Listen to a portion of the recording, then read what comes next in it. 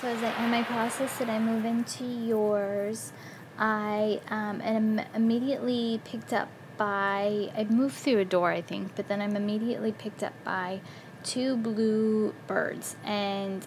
flown through the skies, but more so than quickly down in and through flowers, and they're flying me like through these flowers, and I'm very small, so the flowers are very large, and then they drop me on top of a yellow daisy, and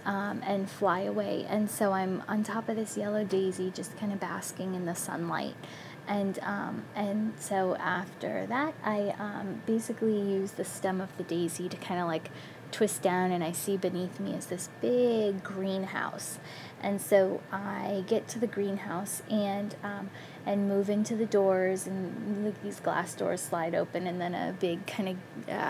garage door gate like opens, and as I walk in, it's just like rows and rows of planted flowers, and I call out to your higher self, and the higher self is actually like on the far end watering flowers. And so we move towards some seats, and I ask and engage in your higher self and ask, what's most important for you to know right now. And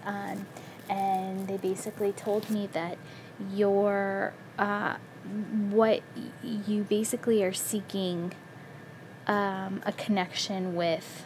God, or a connection with divinity. It seemed like that you're seeking out this cord of connection, or this some form of existence of God in your world. And so they basically told me that you connect most with God when you are with the flowers. And so they express that being with the frequency of flowers, you are at your most connected and divine state, that you can actually, within the vibration of the flower, almost lose yourself in the physical world and be transmitted to a place of like just serene acceptance in all things.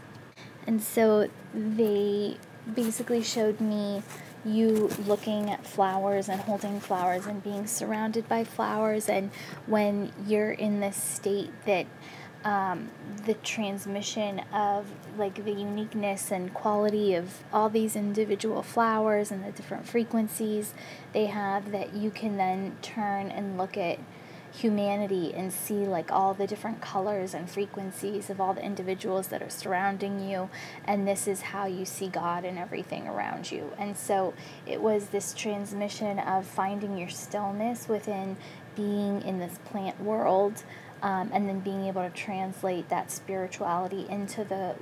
living kind of third dimensional world. And so there's a lot to do with flowers in way of